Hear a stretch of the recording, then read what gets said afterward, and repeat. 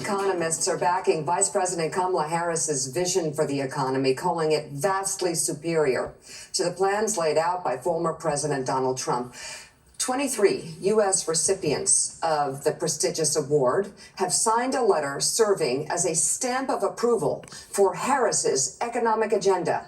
According to the group, the Vice President's agenda will improve the overall health of the economy, while Trump's policies will greatly increase tariffs, something he seems to be obsessed with. Joining us now from the Southwest Wall, former Treasury official and Morning Joe economic analyst Steve Ratner. Steve, take us through this. Yeah, Mika, well, you saw the Nobel Prize announcement by the Economists, and it's indicative of what economists feel about it. So let me show you one other survey of economists, and then we'll get into the details of why economists feel as strongly as they do. So the Wall Street Journal surveyed 39 economists, and what they found was this: a lot of support for many of Harris's key plans, 74 support for her tax credit of $6,000 for new babies, 59 support for raising the corporate tax cut, 64% for capping insulin prices at $35 for everyone, and 46%, roughly to 50-50, for capping out-of-pocket spending on prescription drugs. Less support for a couple of other things, but basically very strong support. Contrast that over here with Donald Trump, who got 8% support from economists for making his tax cuts permanent, exactly 0 support for his tariffs of 20%, and 5% support for eliminating taxes on Social Security benefits, and I'm going to come back to that in a second. So the dramatic contrast between support for Harris on the one side, no support basically for Trump on the other side, from 39 economists from across the board.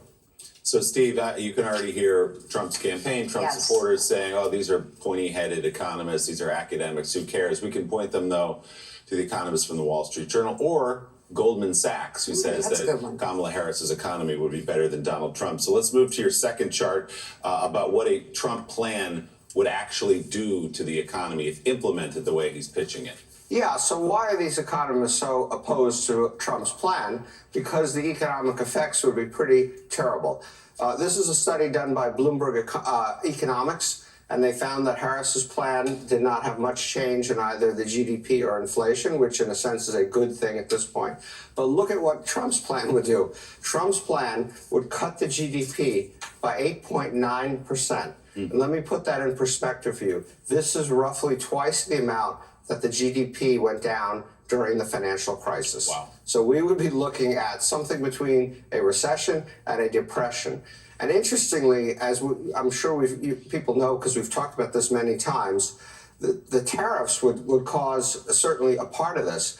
But the biggest cause, actually, of this drop are the mass deportations that Trump is talking about, because he would take huge pieces of our labor force out of the country, send them back or send them somewhere else, and the result would be business wouldn't have labor. They wouldn't be able to produce things, and you'd have this enormous economic contraction. So this is something we've never seen before in terms of scoring a set of policy proposals from a presidential candidate. The other reason why Harris seems to be doing better, or maybe doing better for her economic thoughts relative to Trump, is maybe people are figuring out what's actually in these two plans. And one of the most important things in these two plans are the differences in their tax proposals. Harris's tax proposal would raise incomes for people at the bottom 20%, for people in the 20 to 40% percentile by fairly significant amounts. She would raise taxes for people at the higher incomes down here, in the 99 to 100 and the 95 to 99. Trump does the opposite. He raises after-tax incomes for people at the highest incomes up here. And believe it or not, if you're at the bottom, Trump's tax plan would actually increase your taxes slightly. So maybe people are figuring out these kinds of differences and changing their view of her economic plan versus Trump's economic plan.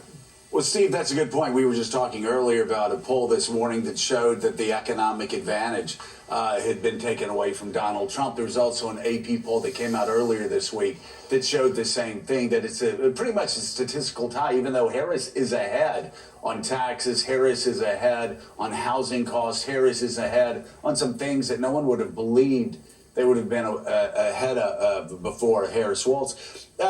But it's very interesting. There's something else going on here, isn't there? Because when